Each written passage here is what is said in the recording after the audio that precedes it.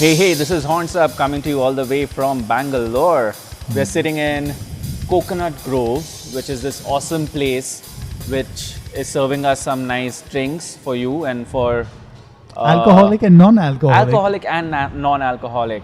And great water. Yeah, by the way, people, did you recognize whose voice that was?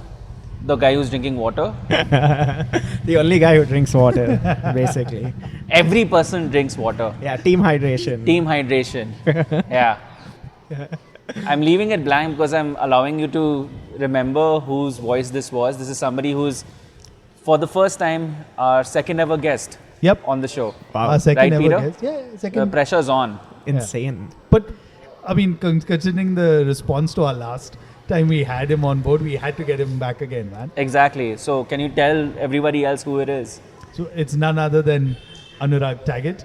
Tag it, okay? Tag it. I got it correct this Thank time you. round. We got it absolutely right. Thank you. Yeah, and yeah, so Anurag, thanks for coming to where we are in Bangalore Oh yeah, absolutely. We man. came all the way to Bangalore. just to meet you. Just to meet. Yeah, man, it's insane. Welcome to Bangalore. Great weather, I'm sure.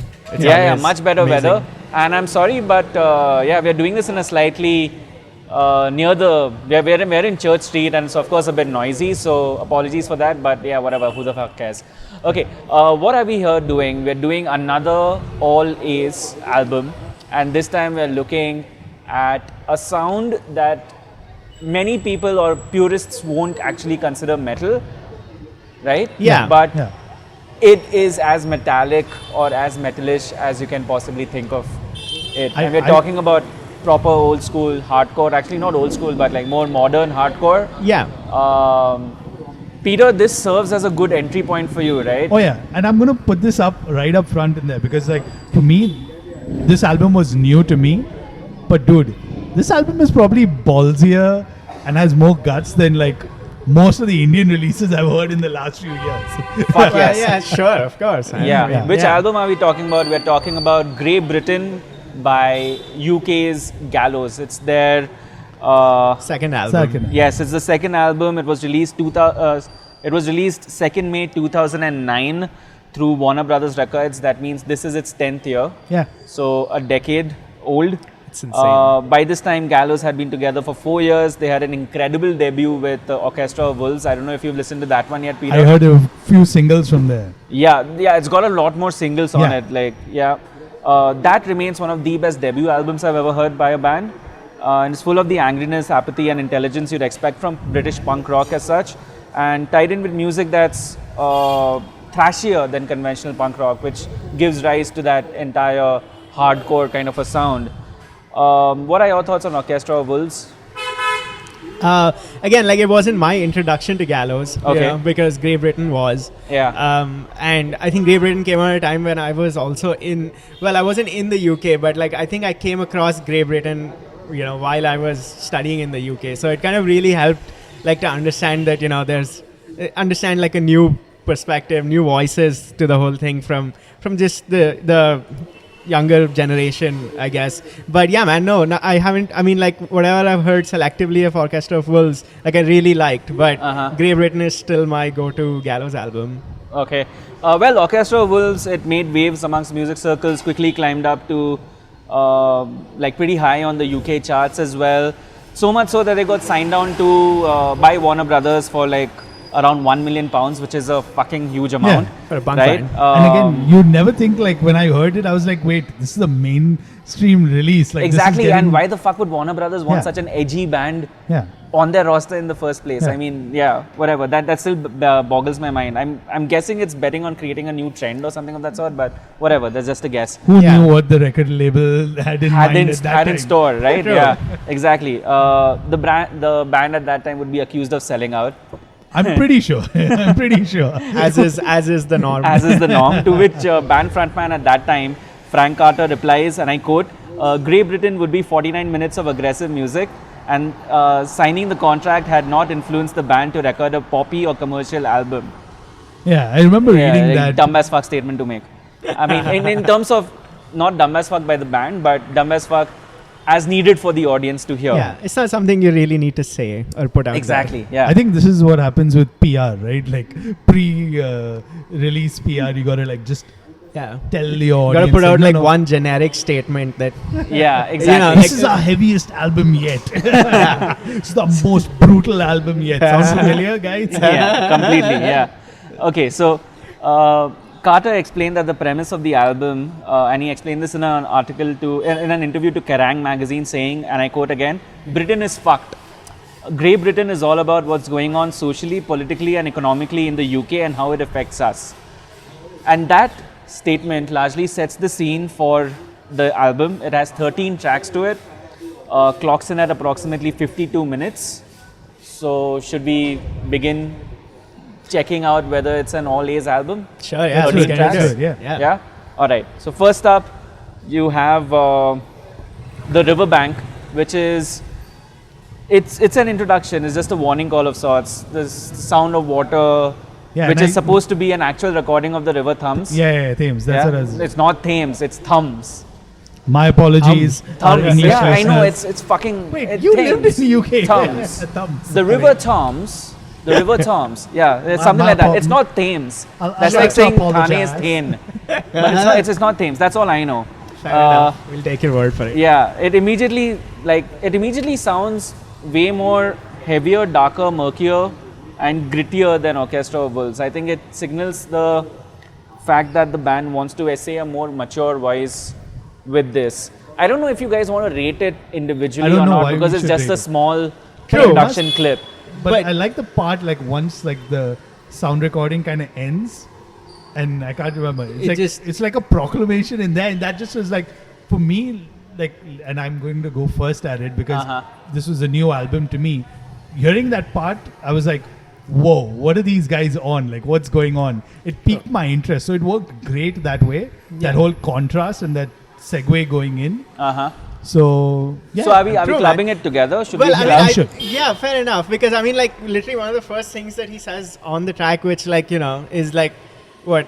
Queen- he Queen says, is dead. yeah, Queen is the dead. queen is dead, and so is the crown. Basically, Yeah. you know, and like that's a pretty powerful proclamation, and but probably as you know, like hardcore as it gets, right? Yeah. So. That's why I felt like we could like rate it on its own that way because you know that comes under the riverbank, right? Like, Exactly. Yeah. So the Riverbank is the instrumentally introduction. Yeah. That's about it. And then it comes into London is the reason. And yes, they should be taken as together. So Yeah. one Fair and enough. two Yeah. is just together. London is the reason immediately picks up the pace, sets the lyrical tone for the rest of the album. It makes Frank Carter seem like a village storyteller. He's making a proclamation, as you guys said, and you can't take your ears away from what he says. Yeah, That that's chorus, holy fuck. Yeah, like it's just you know it's just like classic fist pumping shit, you know, and like that wiry The riff reason. that like it gets into. That's one insane. thing I must add, and this I'm going to repeat probably, so that's why I'm putting it out front first, is the thing that struck me about the album is the lyrics. It's Yeah. just that this is really smart stuff, and because you can clearly understand it compared to like most extreme music and stuff Even like that. with that thick, Yeah. gnarly as fuck voice of his. True. But it Yeah. sticks in your head, and lyrically, there's like every song has some part that just sticks in your head, and Yeah. it keeps playing. And over repeated listens, it just gets more and more kind of like sticks to you like this vicious toffee. If Yeah. I may. True, and again, it's not like other bands didn't do it at the time, but I feel like what Gallows did on this album was that they just sort of put all those elements together. Yeah. Like they had that real intense pissed off like Yeah. vocalist, but And- they also had the gang vocals. like, you know, Exactly, all that and stuff. and it sounds genuine. It sounds authentic as fuck. Yeah. Like you can tell that it's a product of their time. And just making a reference to what we said earlier, this is a great way to like show middle finger to everyone and say we haven't sold out, right? Of course. Yeah. Yeah. Definitely. So 100%. let's rate it. Oh yeah, A plus. A A plus, A plus, A plus. So we're off to a flying start. Coming on to track number 3, which is Leeches. It's even faster than London is the reason. It's more punk than heavy, showing off their roots. More melody, chunky bass lines, excellent lyrics. The Leeches, of course, over here are the politicians and the Yeah. government. It's the breakdown that really changes the song for me, though, because Same. so far up till the breakdown, it's a decent track. It's like every other ranty punk song that you've heard. Yeah. But the moment that breakdown begins, holy fuck, it just takes up that entire song to a notch, and you can see that this would be a fucking banger live. Yeah, Definitely. And, you know, when I was listening to the song, the first part, I was like, wait, this kind of sounds like the previous song. and then suddenly, boom. Yeah, I'm like, that whoa, breakdown is holy What just fuck. happened there? Yeah. I think that's what like Gallows really bring to the table, like overall throughout Great Britain. You know, like there's just like there's a lot of things that are familiar, and then there's something that just completely astounds you. Yeah. Like in this, like just the whole chaotic hardcore vibe that this song has. You know, like it was, yeah. Like I mean, that was even to somebody who's heard like hardcore music or punk music, who's into that kind of music. Like this just sounds like really, really convincing. Yeah. Yeah. So, A+, what? yeah. A plus. A+, A plus. It's an A for me. Okay. It's not an A plus for me, but it is an A definitely, and it's the breakdown that really makes it an A for me over here. All right, cool. Next up is Black Eyes. I have a running joke with a friend about this because it's all about that finding that little razor which is stuck in your shoe, and then whenever we're just asking where to meet next, if I'm picking her up or if she's picking me up, we both will just end up screaming, "I know where you live." It's become a running joke, yeah. Wow. Yeah. I've never thought of to associate a punk song with something like that. Ah, dude, you were like memes before memes. Like.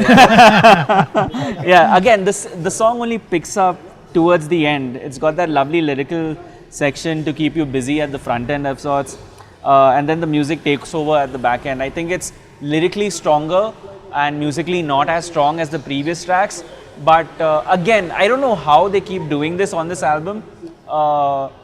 The thing when it just comes together, that's what makes it a great track. It's not just about having really good lyrics or just about having really good music. Somehow they balance each other out, and it makes for it's a wholesome song at the end of the day.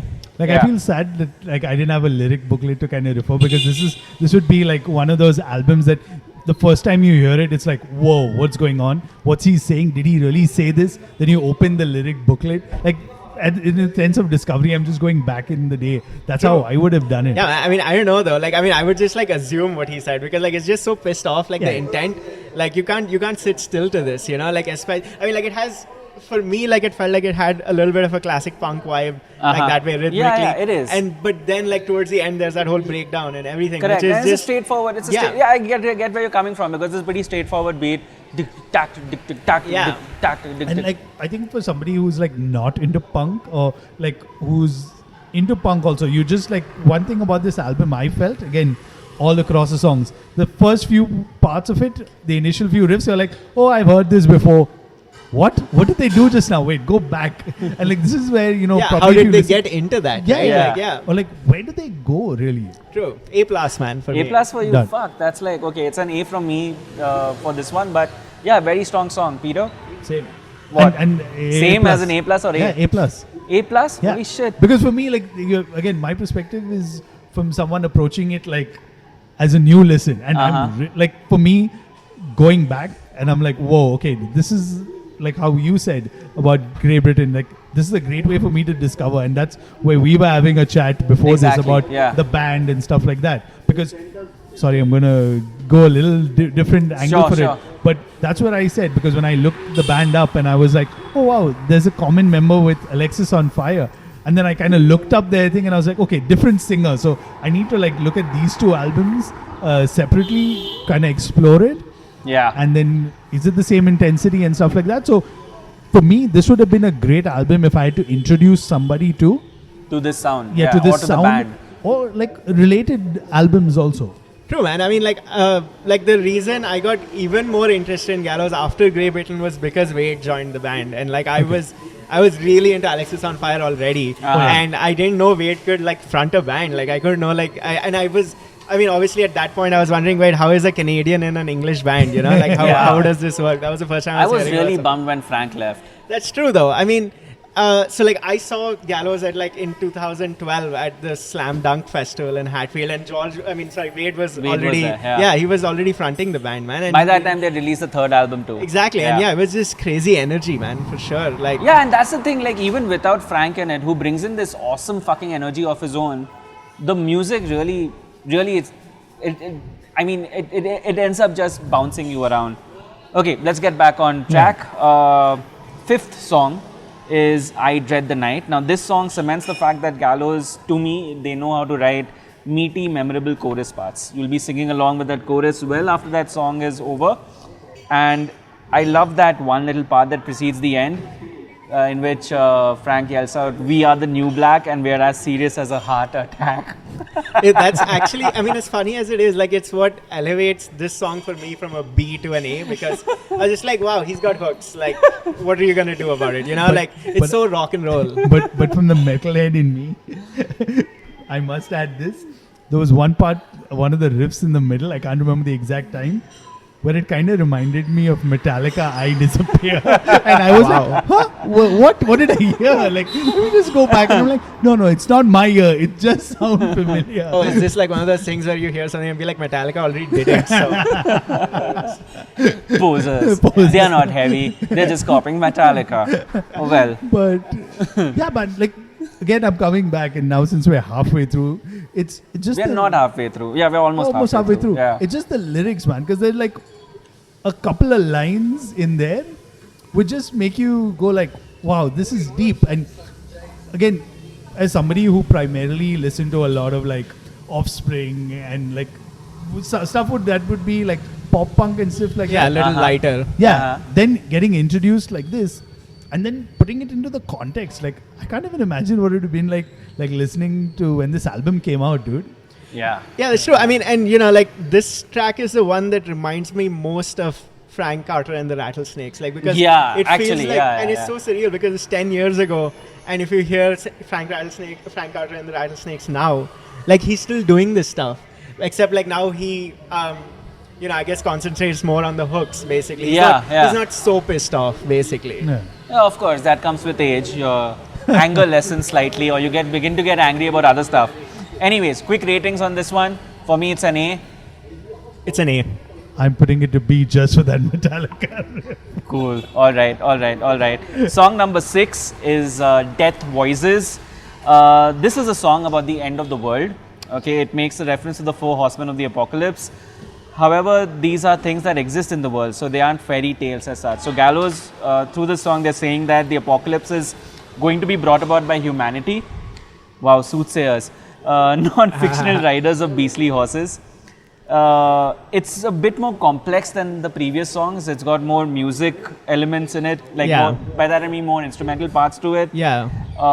But once again, it's the breakdown and the chorus, and especially that part with which is that a cappella section. Who would think that an a cappella section could work so well on a hardcore album? And then it ends off with that classical interlude kind of a outro kind of that thing. Sample kind of a thing, which just pushes the entire weight of the song or of the entire world onto the listener, in my opinion.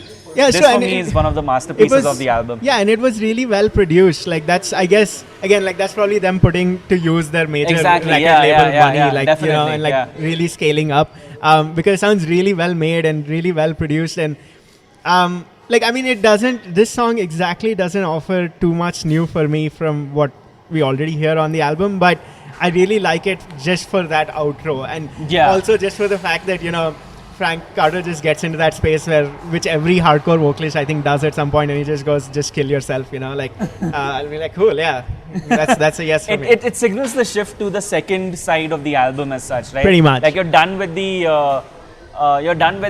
animalistic anger, and now it's time to put on your thinking caps and then get angry. Yeah, I mean, for me, again, this doesn't like, again, when you compare like the more punk or hardcore punk bands, there is something that you still has something for people who are into like more melodic stuff also. So there's something interesting in there, I feel. And again, it's not your typical hardcore punk, right? Yeah. I mean, I'm looking at both of you since. Yeah, no, it's not. exactly. It's not at all. I would say A, man. A for you? Yeah. It's an A+ from me on this one. Or actually an A-. I'll make it an A- because the A+ songs on this album are in a different league of their own. True.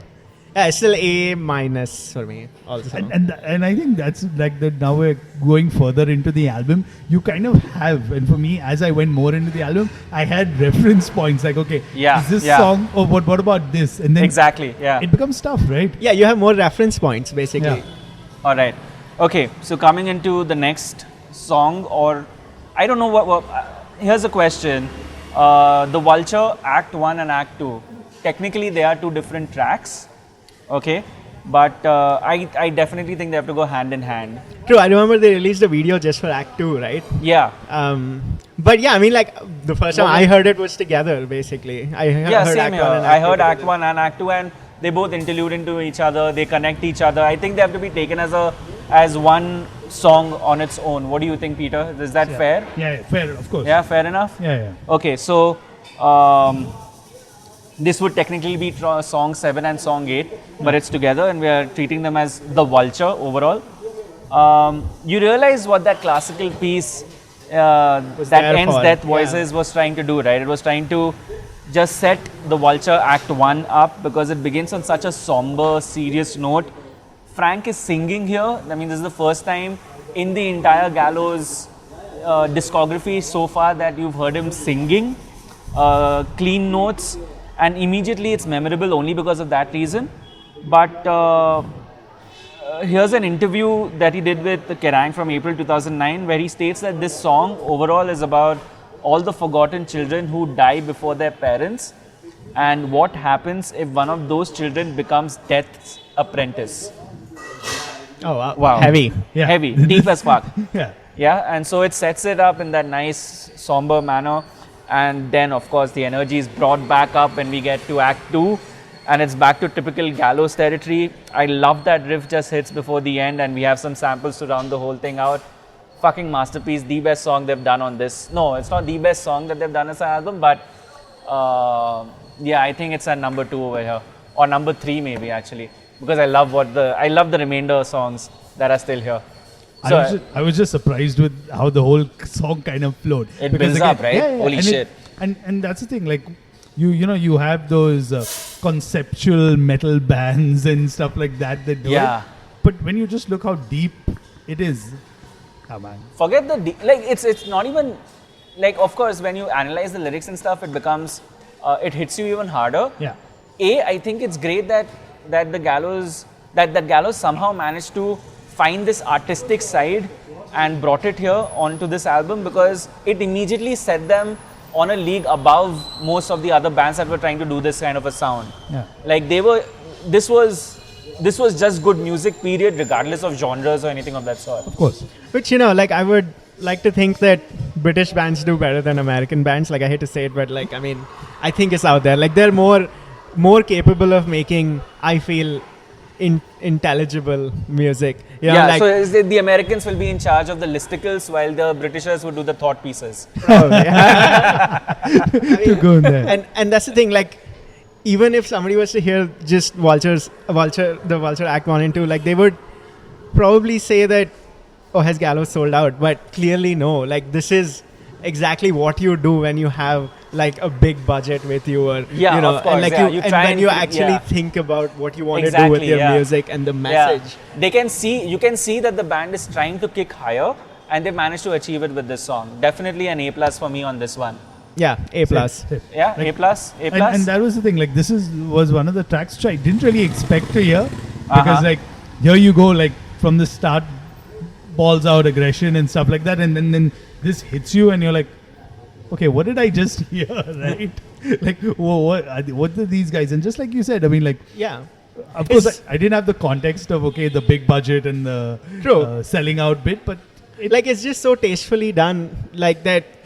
It just and you know, like, again, it tells you also how important they think about stuff like sequencing and, you know, just Exactly, the album yeah, listing yeah, and yeah. stuff. It's Like, good they songwriting. completely thought of that. I'm glad you brought that up, because, you know, a lot of times with albums in general, whatever music you're listening to, and especially in a time like this where it's all about the singles, this is one of those albums you want to listen to it, and hence why we're doing this whole thing track by track. Yeah. It actually makes sense, and you can clearly tell they've thought this through, right?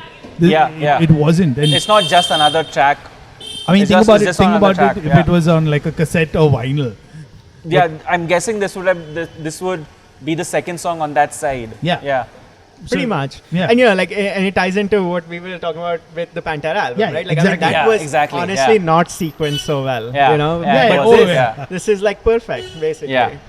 All right. So A+ from me. Same. Round of A+ Yep. for this one. Awesome. The Riverbed is up next, and it starts off with that sirens blaring, completely changes place. a bit. It flows brilliantly from Act 2. I think it. I end up whenever I think of Vulture Act 2, I have like my mind automatically starts playing the Riverbed just after it. It's mostly instrumental, save for the Let It Rain, that gang chorus chants and couple of vocal lines. I love that opening riff. It's fucking 100%. fucking heavy. Yeah. It's headbanger of a riff. It's definitely a song that will incite mosh pits around the world wherever they play this. I don't know. Did they play this when you saw them live? No, they did not actually. But I know. Oh wait, no, they did. Yeah, they did, and they played Leeches as well. Ah, Yeah, that was yeah. Immediately, it sounds as one of the bangers of the album as such. Yeah, And this yeah. is one of the bands that I wish I saw live, and like of Oh, course, fuck yes, with their yeah. first thing. Like, can you imagine in a place like, of course, I'm going to use this Bombay, sorry Bangalore, but imagine a place like Bombay, B69, having a band like this play. It would have Holy like shit. ripped the place apart. Yeah, That's completely. like the RIP B69 gig. Yeah. No more gigs after that one. Somebody's probably like falling through the ceiling or something. I don't know. Resurrection again. To the three of you who got that reference, well, you are as old as we are in the scene. Okay, anyways, A plus from me on the Riverbed. Yeah, A plus, just for all the chaos for sure. Yeah? And for me, these parts of the album, I can see like the grindcore or the Power Islands fan in me is like, yeah, like this is the kind of stuff. And I can just imagine like for people who've been who kind of got their introduction on this is one of the early albums they listened to. Can you imagine like the progression they made into their listening? Yeah. It's like how it happened with us listening to Somebody's mixing drinks. that. See, I made the noisecore, grindcore thing. There you go. Yeah. Oh, Okay, wait, we'll just wait for that to like subdue a bit. This podcast is brought to you by. This to one. meet the mixtures. Yeah. Okay, next up after the Riverbed is The Great Forgiver. This is the first song on the album that actually doesn't do a lot for me. It's a fantastic track, of course, but I don't think it matches the intensity of the previous 8 songs at all. I love the music in the middle section. That guitar part is still what makes it a bit memorable, but yeah. True, Okay, I mean, like- overall, I'm okay with it. It's a B for me on that one. It's the same thing. I found actually. I'm gonna club this with which was the single. I can't remember because I watched the video for it. It was that Misery. Probably watch Misery. Yeah, that was also this. I felt similarly about that where I was like, Oh, No. what? No. No. What? No. Not at all. Hang on, The you might have Misery seen is, maybe yeah, you Graves. might- Was it a yeah. song with clean vocals? I can't remember for the life. This is the thing now. Okay. Yeah, I mean, Okay. well, this is that song which I think they just left in there because it's just like one of the other songs. Yeah. Like it has all the trademarks of Gallows, but it doesn't seem to have that extra special something that brings Exactly, it to the yeah. front, I would say. Like it's forgettable that way. Especially with the rest of the songs on the album. I think like, as a standalone track, okay, it's not bad, but on the album it just doesn't live up to the intensity of the others. Yeah, I mean, like I feel like Frank Carter and like just the whole band, they still bring whatever they brought to the rest of the other songs. Like, I mean, there's still that harrowed intensity to it, Yeah, and yeah, correct, the yeah. gang vocals and everything. But yeah, I mean, if you, again, like what you said, like if you heard the whole album and if you heard all the previous songs, then like Yeah, what then- does this yeah. do And for that's you? the kind of analysis I had because like I had no reference point to the Gallows before this, right? So then when we put in the framework that we put in now, you're just trying to wonder like what's going on, right? So, okay, so is this the B? For me, it's a B. Yeah, still a B. Yeah. Okay. All right. Track number 10 is Graves. Now, this is heavy as fuck. It's literally a killer of a song, and I say it's literally because I reckon it's about someone knowingly killing another for the first time ever. It's intense as shit musically, and then the realization dawns in when the music goes down and the vocals are tuned up for the singer to realize what the fuck he's done. After The Great Forgiver, I can forgive that song now. Gallows are back in prime pristine territory with Graves.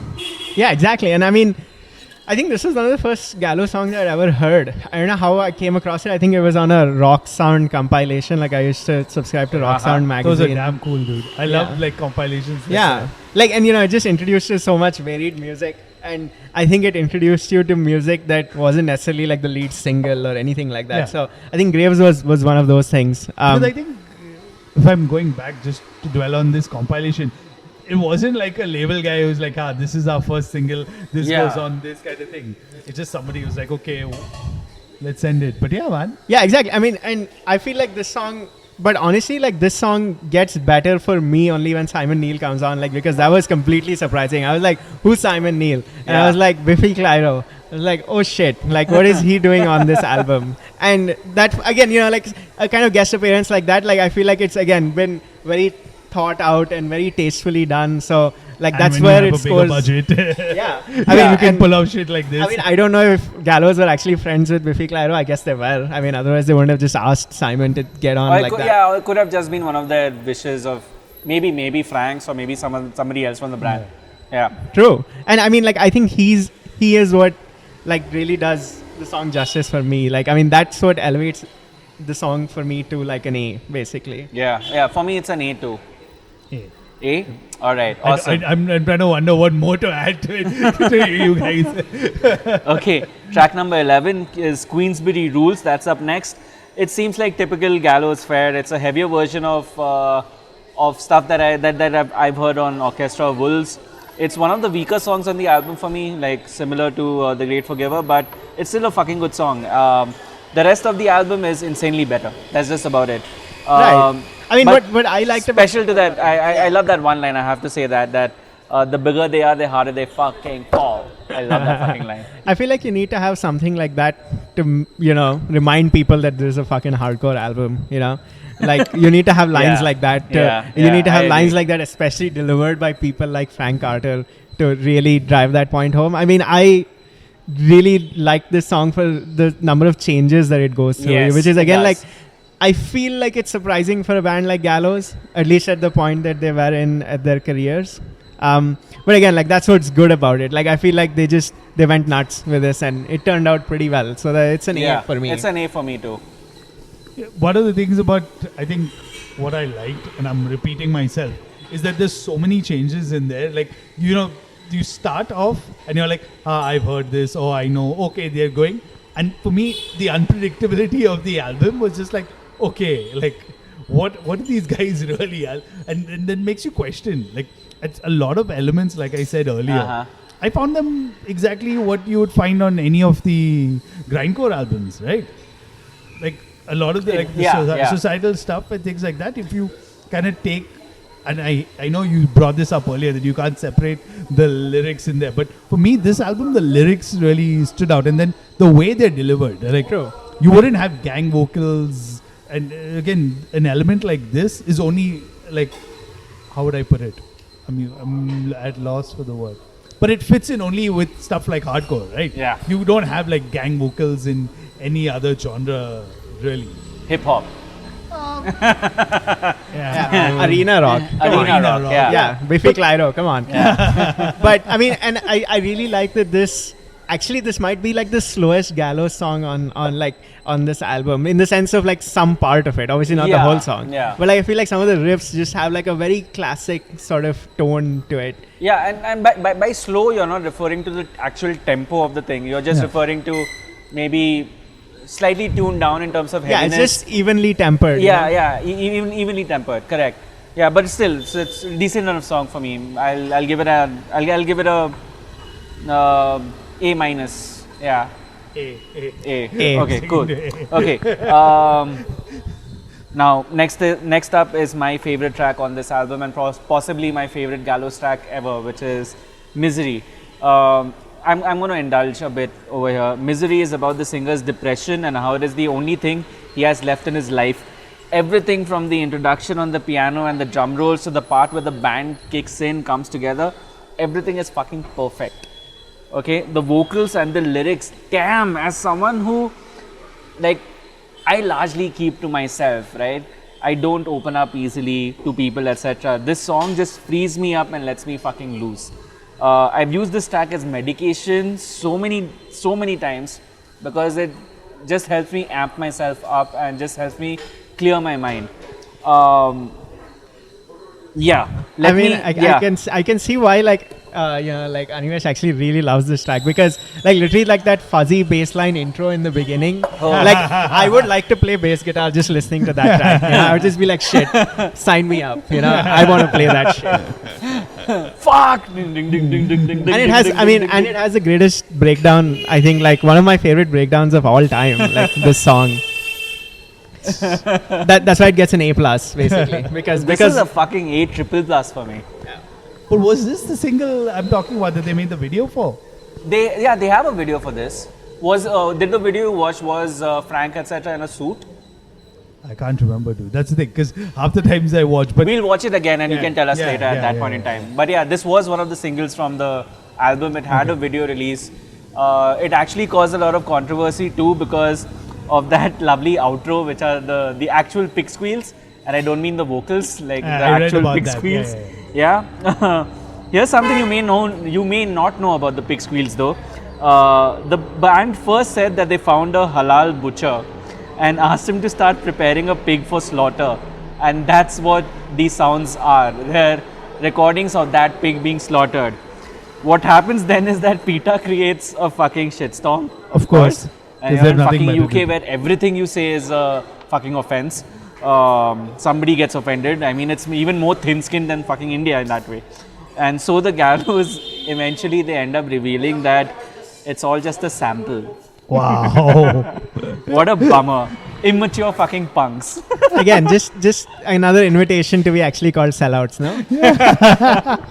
But damn, you Like, I would like for them to have proposed this idea to Warner. Like, hey, we're gonna do this, or this is what I need a budget for. imagine that meeting, imagine that pitch. So how are you going to spend $10,000 or how many ever dollars? I think Bhagat is out on the streets. Anyways, special mention to those lyrics, man. Misery is my only friend. She is the cold fucking snap, but she's not the end. Yeah, man, just really powerful stuff. Fucking awesome. Yeah, A quadruple plus for me. Yeah. Huge thumbs up. Yeah, huge thumbs up. A Yeah. plus for you. Yeah. Okay, plus. there's a plus for Peter, A plus for Anurag too. Finally, we end the album with Crucifix. With a song title like that, damn, you know what you're getting into, right? You don't expect it to let up, but it does. And then it just goes on to sum the entire album up. The entire album ends on a really bleak note. It leaves you exhausted. It leaves me emotionally drained, like whenever I hear it in entirety. Yeah, and I'm including the outro ambient part with the song itself. Such a beautiful ending. Yeah, For me, this was the album. I was like, okay, who are these guys, and why haven't I heard them before? Thank you, Anurag, and thank you, Animesh. That was my feeling, dude. And like, especially for like somebody who didn't have like a person who kind of guided them into punk, or kind of what punk was watching stuff you saw on TV and things like that, which is kind of like cookie cutter in a way, if you want. yeah. I'm just surprised, like, This kind of music This kind of existed, existed. If it was signed to a big label, and I Which think they are, right? yeah, Warner Brothers. Yeah, but I was like surprised because I remember picking up rock sound and things like that. So I'm surprised I never came across it. But you know, as we're calling this a punk or a hardcore record, dude, if you take it at like the essence, these guys are fucking metal as fuck. Dude. This is a fucking metal record for me. Yeah, like it is. easy. Like, It's- still very yeah. much Which which metal. is why very we're metal. discussing it on there, man, on this podcast. Because like a lot of people would like kind of say that, and this is what happens when you become like an elitist of sorts. It's like, oh, I only listen to the most extreme band, which has less than 100 likes on Facebook and things like that.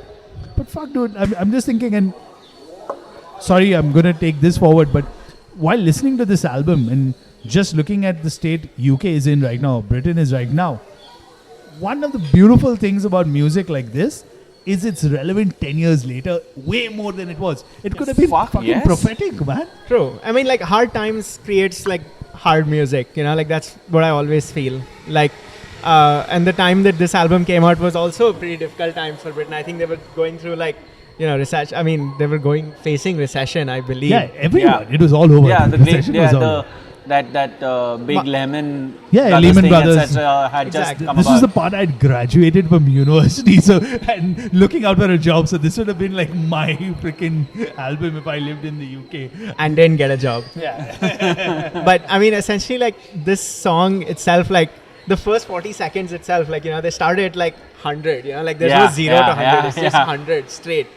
And like again, it goes through a few changes and including like that outro and Yeah. everything, man. Like they just do it so well. Like it's again like a very diverse song.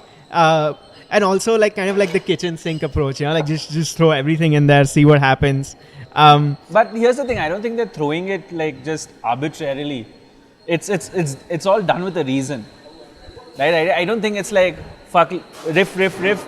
These are our best riffs. We need to finish the album now. Here's what it is. It True. seems like a thought out, well Exactly. written I mean, song. I feel like just with this song and Misery and all that stuff, like, I don't know why these songs are at the end of the album. Because they are literally the best songs. But bands don't usually do that anymore, right? Like, they don't Yeah. save best for last necessarily. no, but I think see that this is again coming back to our discussion on Pantera, where we talked about just like how when the album was recorded, you'd actually have the sequencing done according to the cassette tapes and stuff like that. With the CD, that completely went out the door, right? So you could just go clip through the thing and the CD and reach to your track, or now like the way I listen to it right now, streaming it on Apple Music. I don't know why it's not on Spotify, man. Oh wait, Warner. Oh yeah, fuck Warner. So big thumbs up to Apple Music. But yeah, man, the way I listened to it, and I again went because for our exercise track by track. But if I had to go like straight and listen to a couple of tracks, I would have gone straight to the end, man. And if I had to introduce the tracks, or if there was a few tracks that I'd want somebody to know that, okay, this is how diverse the band is. It's not just your typical punk band. And unfortunately, like in India, punk also, the reference you have for punk is very warped, right? It's yeah. I mean, Yeah. Animesh, you can give us Fuck yeah. we can do a separate episode on this. I think man. we should definitely explore like the heavier side of punk and that entire heavier branch of punk, etc., which ties into so many other metal genres as well. So, Anurag, what are you doing next week? I was just going to make a reference to the reviews on this actually, because Okay. if reviews said like this is the shape of punk to come, I would 100% believe them. And, Yeah. like, because like it's just, and the difference is like even conceptually, like lyrically, like it's so confrontational, like the whole album and this song specifically. But like what I like is that at the end of it, they still have a solution. I mean, it's a pretty like, you know, like insane solution, but they just say, you know, like just break it all down, start again, basically. But that's the solution, right? Like you say, start again. So, you know, they're not just being like nihilist or anything like that. Or even like, yeah, and I get where you're coming from, because like most bands or like metal in general, you have a very like bleak outlook at life or just there. But I would love like, and now since it's 10-year anniversary, I'd love to like just see like a reunion show or like a special Frank kind of Carter, thing. yeah. With Frank Carter or something. Yeah. That would be like That would Indian- be fucking killer. Indian promoters, if you're why isn't listening. anybody doing that? That's true. I memean, I guess it's probably some Warner issues. Maybe. the same reason why it's not on Spotify. Yeah. But yeah, So- A++. A++ for you. A++ for me too. Yeah, dude. Okay, I must add, I'm really grateful for you guys for like introducing, because this is the cool thing about doing podcast and writing, is that in today's day and age, there's so much music Yeah. that you have to listen to. And I've been having this discussion over the last few weeks with people where essentially it's not about access to like money, when earlier you had like to Yeah, pay where the to barrier buy was, CDs, yeah, correct. or you had to like discover. Today you just open it up, you have free access. Forget like any of the streaming apps. YouTube, man. Yeah, completely. So I'm really glad you guys kind of wanted to discuss this album, and I dove into it. And Thank you. Yeah, man. Thank you for being open and Yeah, absolutely. for enjoying this. Yeah. Yeah. That was Great Britain, 13 tracks. Unfortunately, it's not an all A's album because of one track which we all of us rated as B. So I think the quest to find the all A's album will continue. That being said, it's still a fucking excellent album to listen to. Yeah, man. And if you've listened, whoever's listening to this and has no idea who Gallows is, and you've spent so much time, crank up the album, dude. Seriously. Yeah, I mean, you'll probably break something. All right. With that, we come to the end of this podcast. Anurag, thanks once again for sparing some time. Absolutely. And meeting us on what is a lovely fucking afternoon in Bangalore. Yeah, this As weather's are awesome, all man. afternoons, by the way. Yeah, fuck you. Animesh, let's look out for jobs here now. I can actually technically move. Maybe. Take it back, we're, Peter. we're starting Horns Up LLC soon. Let's look at whether we can break stuff down and rebuild it again in true Gallows style. You see what I did there? Yeah. Okay, so Anurag, where can people find you if they need to find you, if they need to argue with you about your opinions about Gallows and Great Britain? Or if they're trying to get you to review their or feature their band. Yeah, I'm on Twitter. It's just my full name, Anurag Tagat. On Twitter. I'm not on Instagram, so don't look for me there. There's just like one hashtag that's out there. There's a hashtag. There's a hashtag. Anurag Tagat. You have a hashtag Anurag I'm Tagat? looking it up right now. Sure. Okay, Peter, of course, you're at. Trend Crusher. I'm at Asmani. You can reach out to us. You can reach out to us at Horns Up Pod, and with the sounds of eggs frying in the background. That's it for today. Horns up, guys. Horns Up. Horns up.